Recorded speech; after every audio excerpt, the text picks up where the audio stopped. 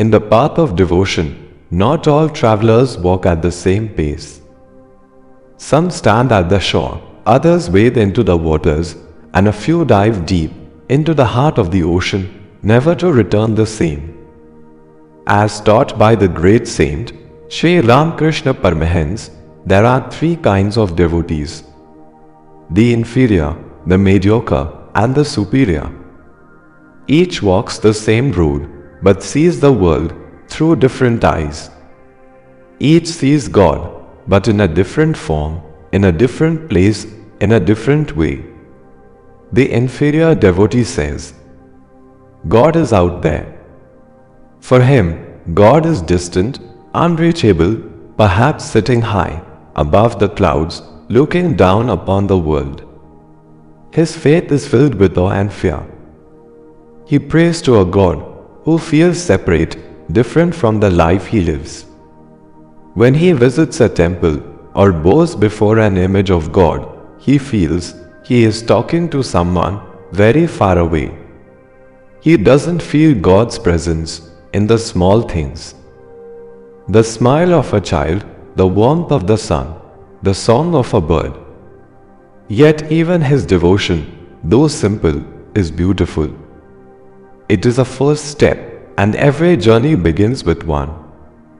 The mediocre devotee grows deeper in understanding. He says, God is the Antaryami, the inner guide. He begins to feel God not only in temples, but also within his own heart and the hearts of others. He knows that when he speaks to others with love, he is speaking to God. When he serves someone in need, he is serving God. He closes his eyes in silence and feels a divine whisper guiding him, helping him choose right over wrong, kindness over cruelty. His heart begins to awaken. His connection with God becomes more intimate, more alive, more compassionate. And then comes the superior devotee, rare like a blooming lotus in a muddy pond. The superior devotee has a vision that transforms everything. For him, there is no inside or outside, no this or that. He sees God everywhere, in everything, and in everyone. To him, the world is not separate from God, it is God. The 24 cosmic principles, the elements that make up this universe, air, water, fire, earth, mind, ego, intelligence, all are forms of the divine. The river flowing gently is gone. The tree standing silently is gone. The beggar on the street, the breeze that touches your face, the thunder in the clouds, all are gone. The superior devotee does not need to close his eyes to find the divine, he simply opens his heart. This vision doesn't come easily. It is not something you can read and understand. It must be lived, breathed, and realized. It takes a heart full of love, eyes trained in wonder, and a life devoted to truth. But the reward is immeasurable.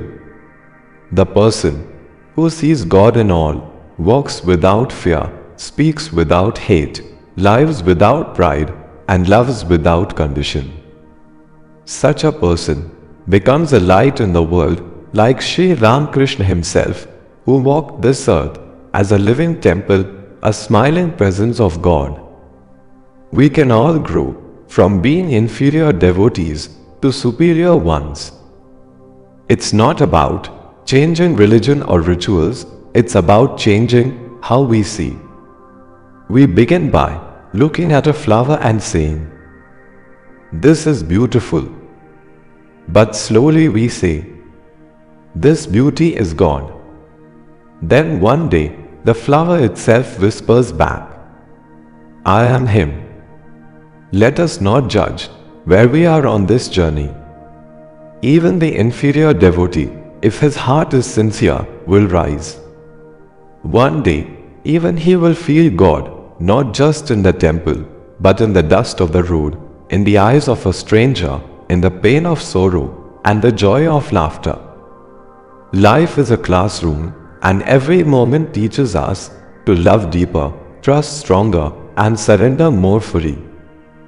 Swami Vivekanand, the great disciple of Sri Ramakrishna Paramahans, once said, "Where can we go to find God if we cannot see Him in our own hearts and in every living being?" This is not just philosophy, it is a way of life. When you feed the hungry, you feed God. When you speak kindly to someone lost, you speak to God. When you protect a tree, you protect God. God is not only the creator, He is the creation. Think of a drop of water that falls into the ocean. At first, it may say, "I am a drop." But when it merges, it says, "I am the ocean." That is the transformation the superior devotee undergoes. He does not lose himself in God. He becomes one with Him. And in that oneness, all fear disappears, all sorrow fades, and only love remains. We often ask, "Where is God when I am suffering?" But what if the suffering is a doorway, a gentle knock on the soul's door, inviting us to look deeper? What if the trials we face are not punishments but mirrors, showing us where we are still clinging to the false idea that God is separate from us? Life becomes divine the moment we start seeing divinity in life. A blade of grass becomes sacred. A morning breeze becomes a message.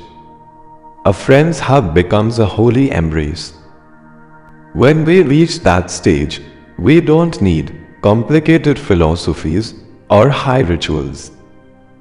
Simple acts become prayer. Silence becomes a song. Breath becomes worship. Let us take small steps every day to move from separation to unity. Let us train our eyes to see the sacred in the ordinary. Let us remind ourselves that behind every face is the face of God, and in every moment is the presence of the divine. Let us not wait for miracles. Life itself is the greatest miracle. So the next time you walk by a river, see it as the flowing love of God. When you light a lamp, feel it as the glow of His presence. When you close your eyes in meditation or open your heart in prayer, know that He is already there. Not far away, not separate, but as close as your breath and as vast as the sky. And remember, whether you are an inferior, mediocre, or superior devotee, your sincerity is the key. Keep walking. Keep loving. Keep seeing. In time, you too will look at the world and say, everything is God. And in that moment, you will no longer need to find God, because you will have become one with Him. If this video inspired you, don't forget to hit the like button, subscribe for more motivation, and share it with someone who needs a boost today. Until next time, stay motivated, stay inspired, and keep shining. See you in the next video. Shubham Bhavtu.